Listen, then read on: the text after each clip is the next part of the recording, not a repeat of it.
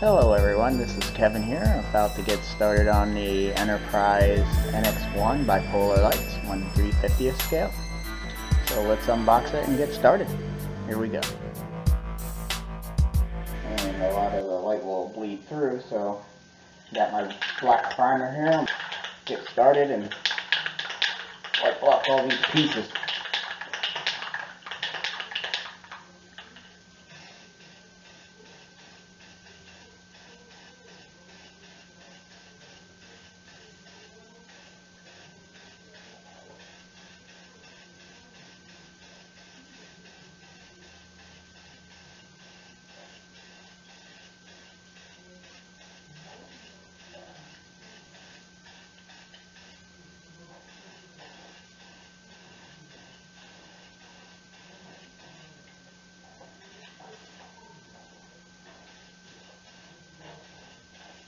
And make sure you get around all the corners and spots where some of the little support pieces of plastic inside the molds will block your paint, so you want to make sure you get good coverage.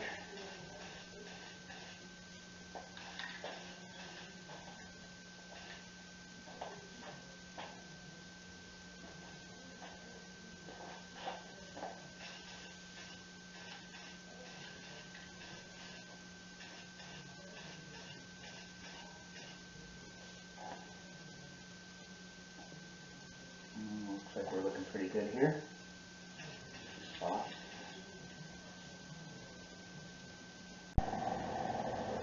Alright, now let's get some white blocking primer sprayed in there on the upper and lower saucer.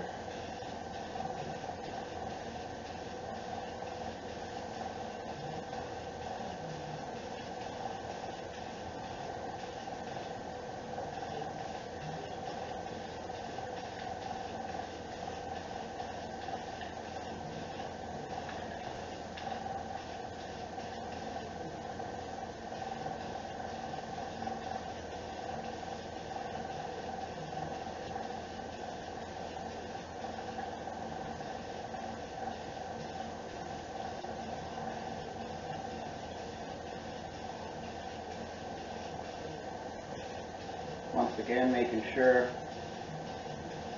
that we get it down in any little low spots around these fastening pegs, supports.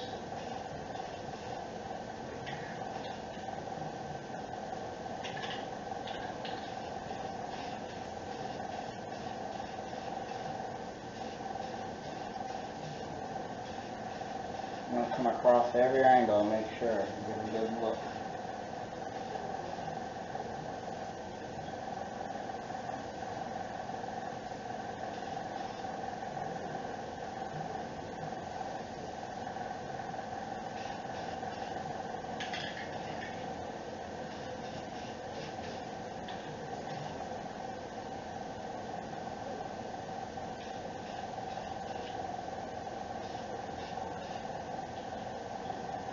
Alright, that's good. Alright, I finished with the light blocking and it's dried. As you can see, I had to go and hand paint some black in there because as I held up the light, I could see where the spray paint they in. But all that's done, it's looking good. I hold up, that's a good way to test stuff, is to hold it up to the light and see if you see any light bleeding through it. But now that all that's done, I figured I would do a few things before I move on a little further. And one thing is to block up the holes that these clear rods for the stand that come with the kit would attach to.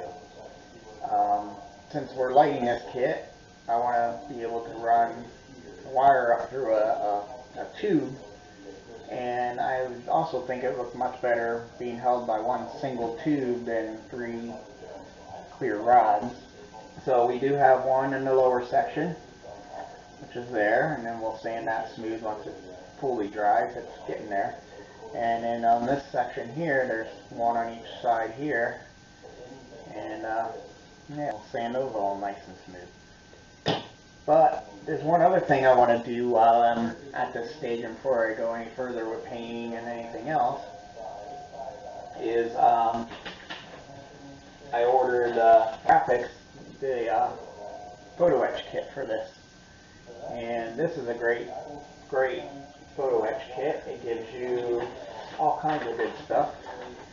You got the high airlocks, you got a cargo bay, and you get a shuttle pod hanger. Also some observation windows, which is going to be great. That way you can light them up and, you know, that'll look cool. First, here we'll start with the cargo bay. They give you a single cargo bay and you get to choose which cargo bay you want to use, whether either one on the bottom or you can choose either one on the top. I think I'm going to keep it on the bottom. That way when you look at the ship from the top, it looks nice and clean and smooth. And I like that detail on the bottom. I did the same thing with the refit. The photo-etch kit came with that as well, that option, and I did that on the Enterprise refit. So, deciding which one I want to do, and then we'll cut that out. I'm kind of leaning towards doing maybe this one. I'm thinking, I'm trying to think of how I'm going to display this, if it's going to be or this way. But I'm leaning more towards that one there. And then we also got to cut out for the shuttle pod hanger. Now the thing with the shuttle pod hanger, you can have two of these doors open, but it either has to be this pair or this pair. The way the shuttle bay photo-etch is designed, it's designed to go across to either pairs. You don't have to have both doors open, you can choose either one, but it does have to be either that or that. You can't do this one or that one or anything weird like that. It definitely has to be, you know, what they call the lower half or the upper. So I believe I'm going to go with the lower, because this is the one observation area, I believe. It's going to have the window here, so that'll keep, you know, it'll keep in the back, and I think that'll look cool. So, and I believe I'm going to do both, because if I'm going to do all this work and building this shuttle pod hanger, I think I want to at least be able to see in there really good instead of trying to look in there with one little hole. Even though most of the time you see on the show they only open one pod comes out, but I think that's how I'm going to do it.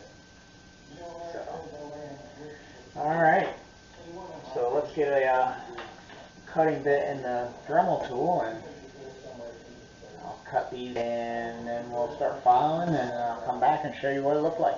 Alright, see you then.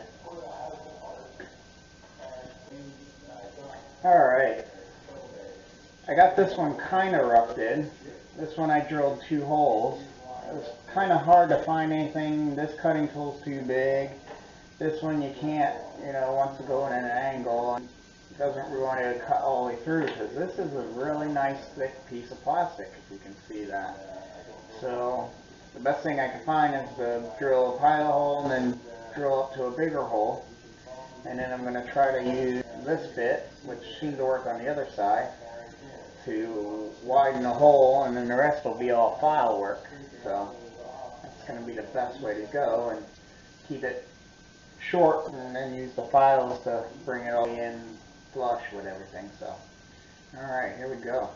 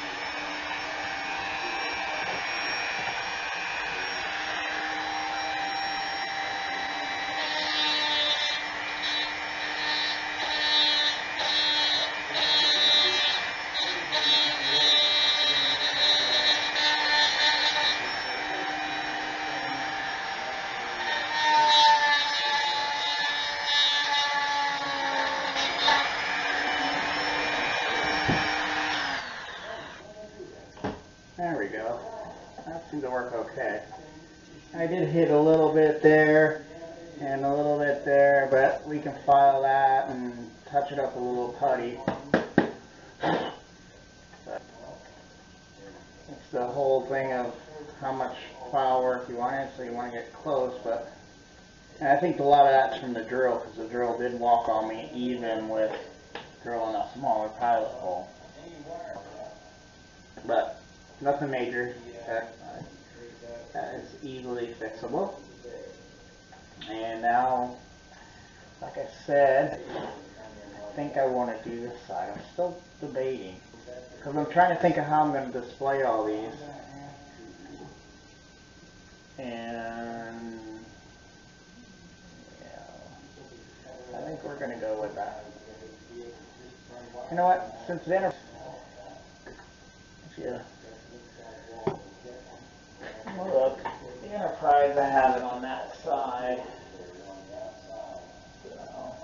Because I think I'm going to have all the ships facing the same way, and I kept it on that side, or this side, on Enterprise, because A, that's the way I wanted to have him facing, and I think that's also the side in the movie that he comes out of, on that act that he comes out of. So let's stick with that. So that's going to be this side. Now this one, it's like I can get that to almost cut that, but I'm afraid by the time I get through, plastic, I don't know if this is as thick. I'm not thinking it's going to be as thick as this. I get insets in, and that's what you see. But maybe I will try the cutting tool, this one. As long as I don't bang in anything, and it can cut slightly at an angle, and I can fix that with a file. Try to keep a bit out as far as that's the only bad thing about these Dremels and stuff is they made this bit too small. And I don't know if they have a bigger one in diameter, but you're big, because then you're running the same situation as this. Until it wears down, and it's always bigger than the hole I need to cut. But also, this is smaller and it always hits things. But let's give it a try, and it's not nothing that putty and paint can't fix. So.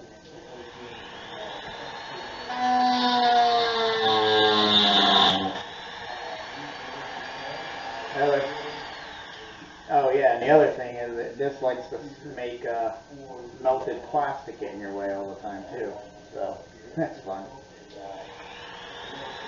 Let's try this direction.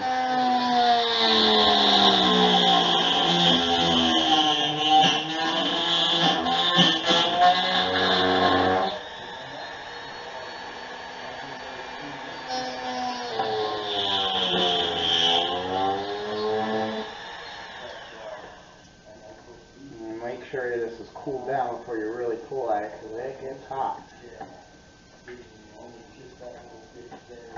As you also see, that bit likes to jump a lot. That's why I do like these.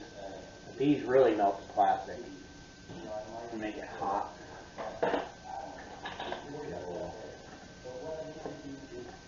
Clean this up a little so I can see when I start the next cut.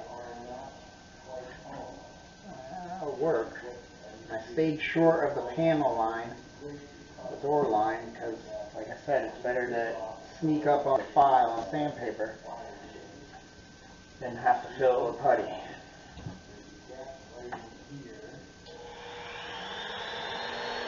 Now this one's going to be real hard because I got this raised section here.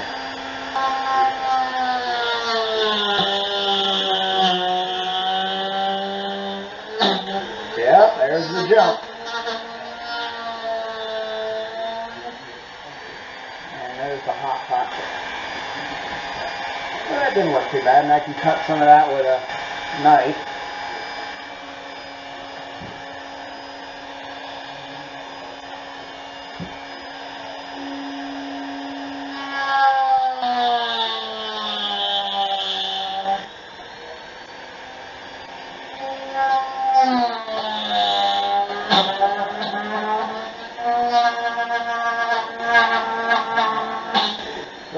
out jump. The thing I don't like about that bit is it likes to jump. I can fix that with putty too, and then just grab a panel line there. I really just fix that with putty because you're not going to really be much of a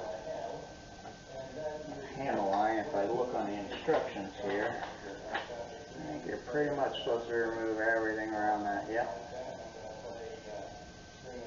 And then that ring in there. And I think this is going to be best to approach like that.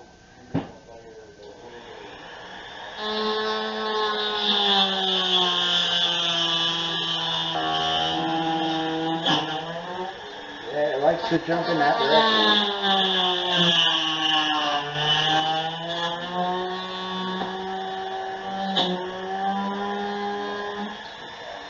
Yeah, it seems like if you go that way, it wants to go. Better to cut the other direction. And once these cool off, those little things, they'll fly right off. So I got a little there to do, but it's kind of part of the nature of doing this. You know, I'm sure I could probably find tools that would make this a lot easier, but on a budget. Okay. There we go.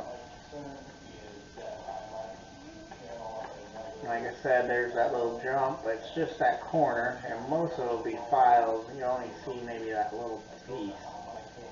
And then I'll just fill that all in putty. And the same thing with those. Yeah, a lot of that one pretty much get filed out because it just nicked it. Alright, I'm going to go get some files and I'll be right back. Alright, I'm back. Got some files here and nothing to it but a little elbow grease now. Get these squared off. Actually, probably should go for the corner first. A little bit here.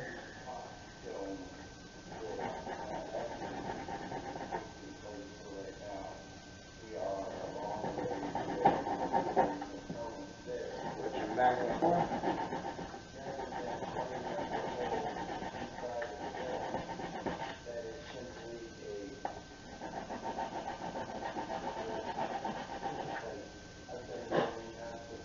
Yeah, that's looking better. It's starting to get rid of that.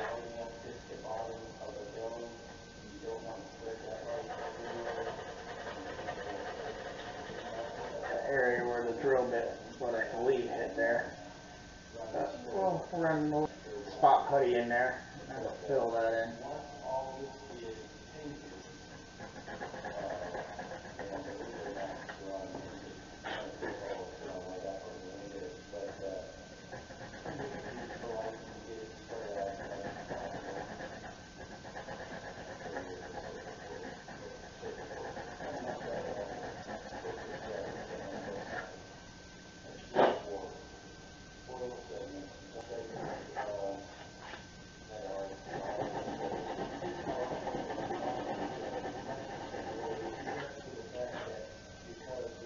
Oh yeah, that's the thing. See there, we're getting a good sharp edge there. Like I said, that's cleaning up pretty good there where I did a little oops.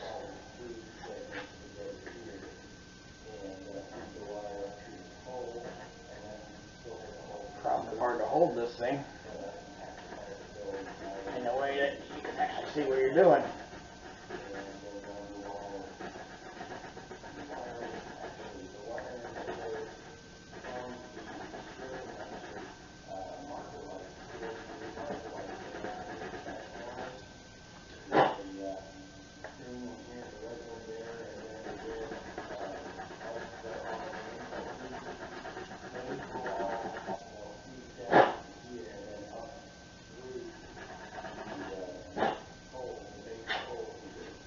And the cool thing about these files is one of these edges has an actual filing edge and the other one doesn't. So if you're in a corner and you just want to work on this part in the corner, you don't want to do a notch into this, you use the part that doesn't have the file. And then when you actually want to clean up that do that.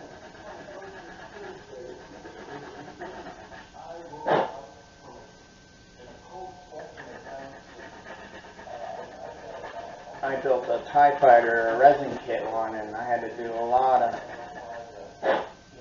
filing on that. She's a studio scale. And she had a lot of flashing and stuff because it's molded.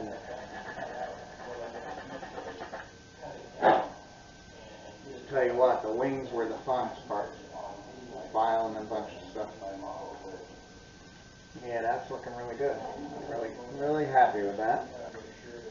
Keep on trucking. Might be able to try this, but it might be out of camera, but see if I can move a little better.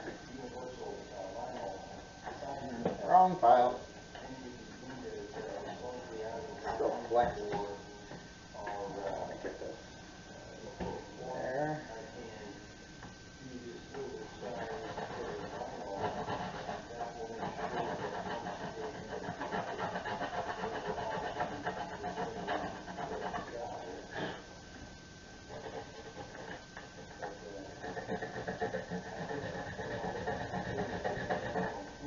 Tell you what, we jump right into the Enterprise refit, which was a long build, and I've been one of these. I'm asking for it. Well, I did do a couple little builds. I built the Bird of Prey 1/1000s.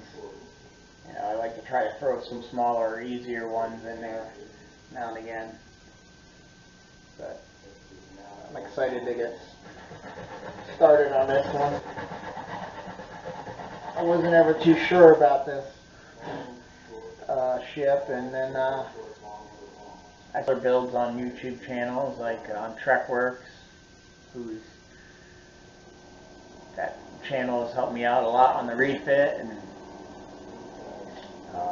Lou from Aztec Dummy. I use his Aztec masking for the refit, and love watching his show. So seeing them build it, you know, kind of got me hooked on it, and then I started watching the show. I actually started enjoying the show, and this is actually, the more I look at it and research, you know, photos and stuff like that, how, you know, I want to paint it and everything, the more I actually really start to like this ship, more most of them. You know, I like that silver look. It's kind of different than anything else in the Star Trek universe, and yeah, really starting to like it. You know, the simplicity of it and the streamlinedness of it. You know, I also got another one I'm looking forward to doing. If I can get my computer out of the way, is the USS Franklin from Star Trek Beyond.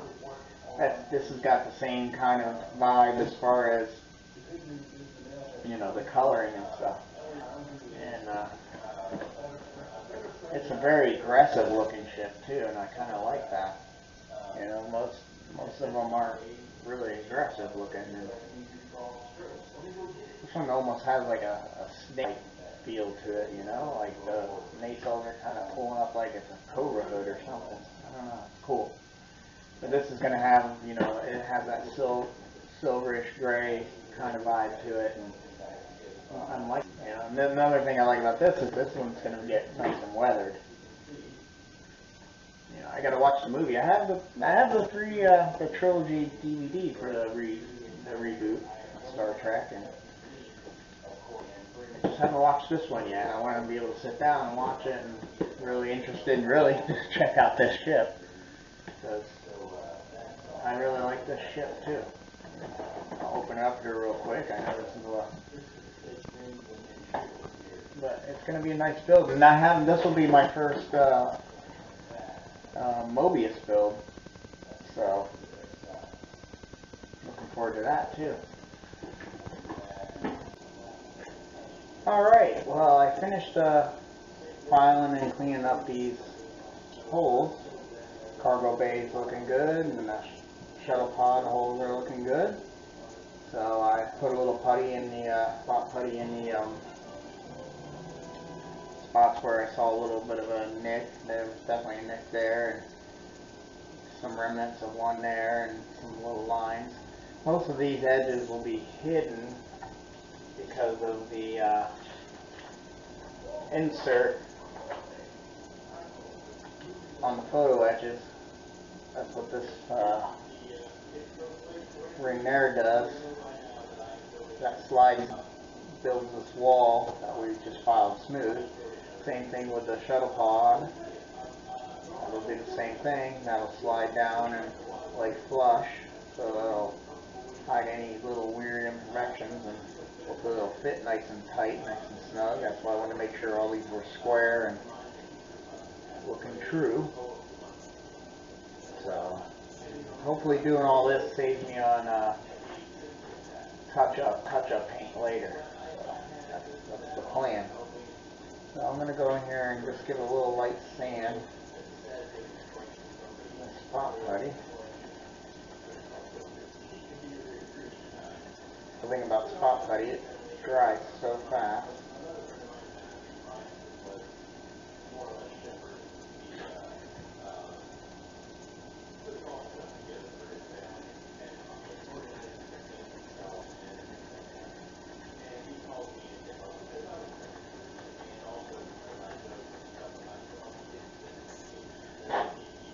Like I said, it doesn't have to be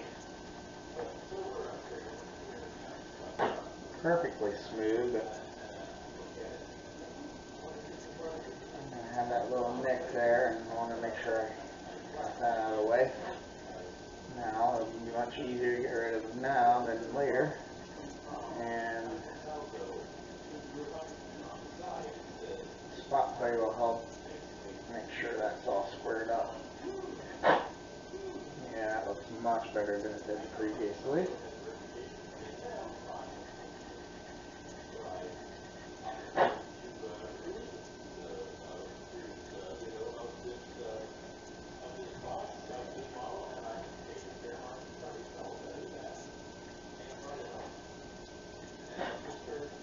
And you can see where there was just a tiny little thing there. This one that wheel jumped pretty good, so.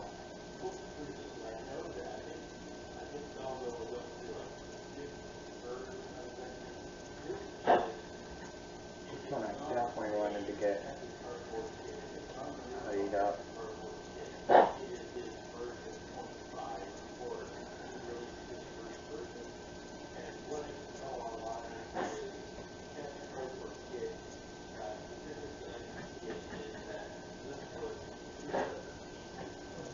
This one was more of a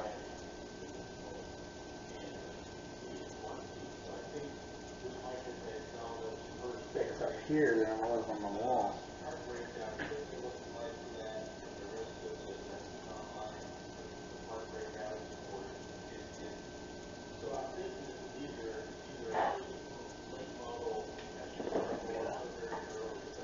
Bigger piece of paper here that can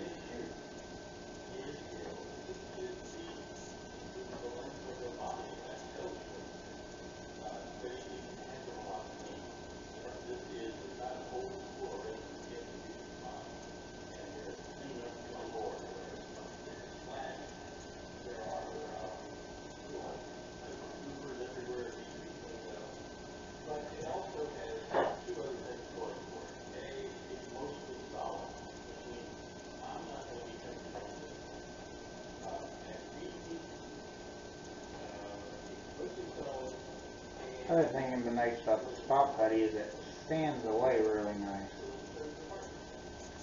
Where here I use I use the Tamiya, or the Testerals. Tester's contour putty. Something a little more hard. It tends to shrink, so I always make sure there's a little more than it needs, and push. Let it bubble up, and I'll push there and squish it, and then finally push there to make it bubble up a little higher. And once it fully dries, because it's still curing. Meanwhile, I only put this on like a few minutes ago, and it dries real quick. But spot putty is good for little imperfections, filling holes, nothing structural. If you have anything that has weight or, filling a seam that's pretty stiff and stagnant by itself, it works great for. But if it's something that has to it or something like that, you might want to go with the tester. Once it dries really hard and kind of welds itself into it. It takes a little bit to sand it, but then you can go back if there's any imperfections and hit it with a spot putty and sand's nice smooth and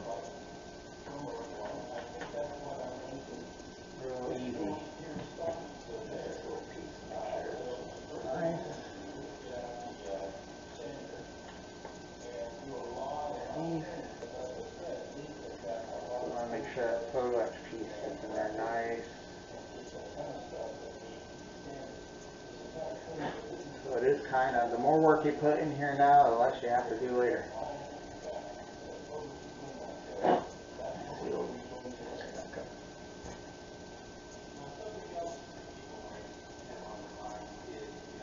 go. Make sure that's all clean. Alright, so we're ready to go back and do the silver on here, but I think that's it. Alright, see you in paint.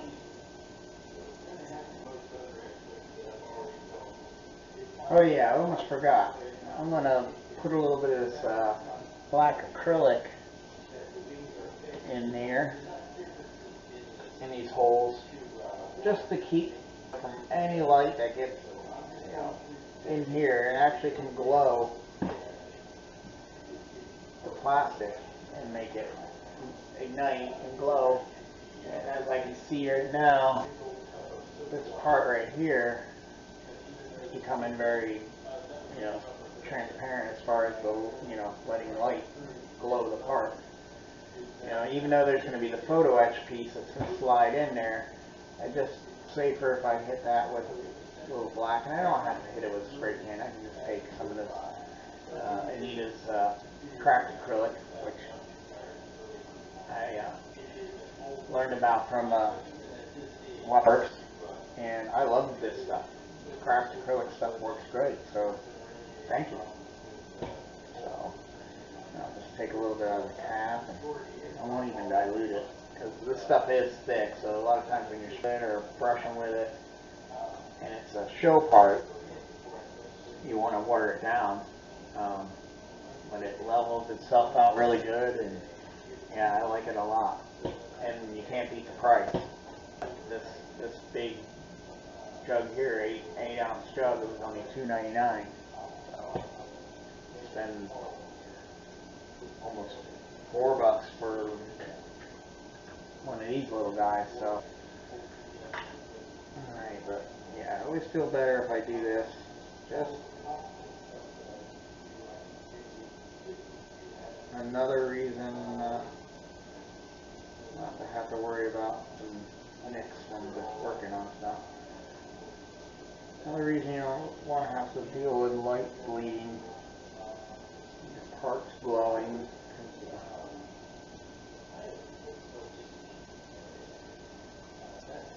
You have some bare plastic showing.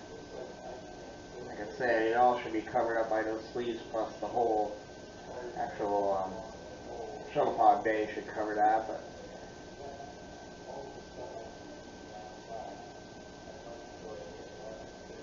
until I truly test that part, and I haven't built a photo etch yet, I just like to prepare all that.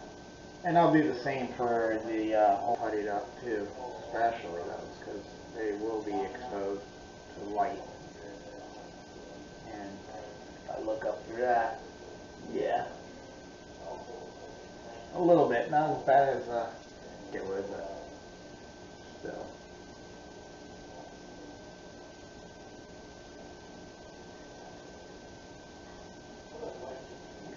before, it's better to do a little bit now than do it later, hard, because you got the parts in there.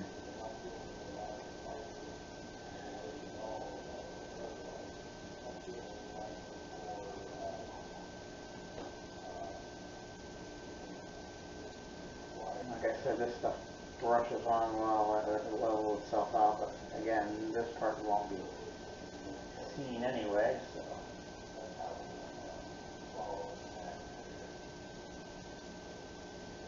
And I'll be spraying all the other stuff before.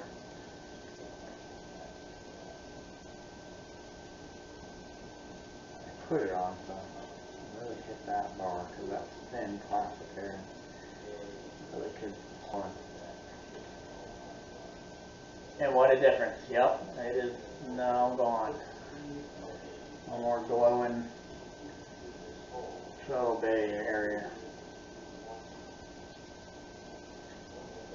And that's why it's good that this is thick, because it goes on, it light blocks really well. Almost starting to think, start using it for light blocking with the air gun, and the airbrush. For a lot of reasons, it's inexpensive, covers pretty well. Well, that is the one thing with airbrushing with the acrylic, cracked acrylics, it does take a couple coats to really get a good coverage, so that's why I like a flat black primer. This is actually a Saturn. I'm not too fond about it. It's taken a while. It takes a while to dry. It's satin, which is fine, but because it's going to get covered over anyway. But I find that it's taken a while to dry. I'll have to go back and try something else. That's the only problem. Sometimes the stores don't have what you're looking for, so I'm gonna have to start ordering or something. Let's see how that looks. Yeah, I like that. The great thing about cracked acrylics is it's water based, so you can pretty much wipe it off, especially if you have some water. Or, you know, it'll scrape off. That way I don't have no weird bumpy edges.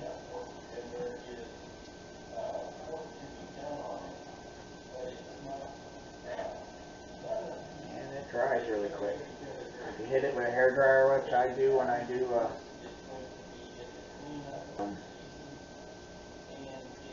part that's actually going to be shown, like I did my Klingon Katinga, 1/350 scale from Polar Lights. I did all the different greens and stuff on the hull and the wings and stuff with cracked acrylics, and it was so nice. It was so nice. So there, I think we have it. We'll go and do the silver, and should be it.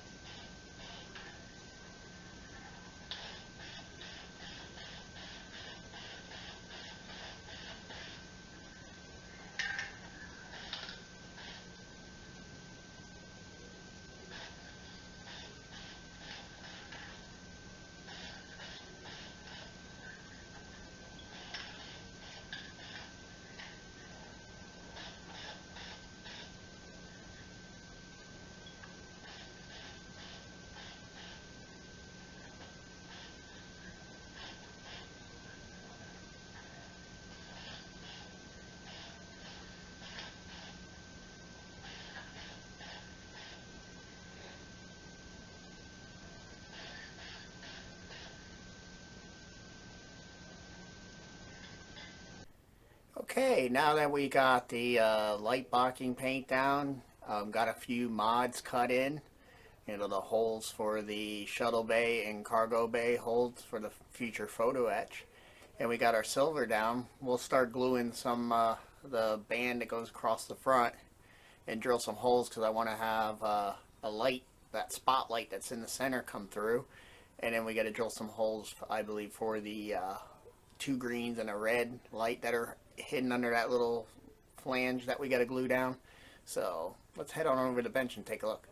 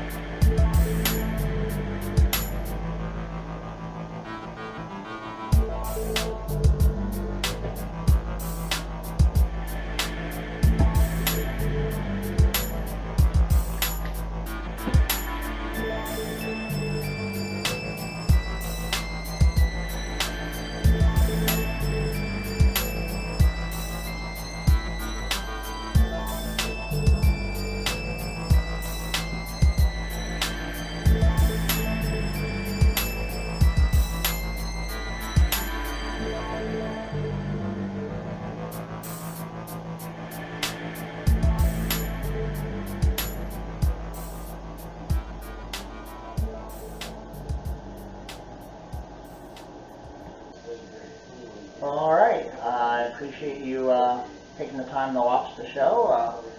Next time we'll get started on painting the upper and lower portions of the hull, and I'll talk, what colors I chose to use, and then we'll start putting that together and getting that glued together. And until next time, take care.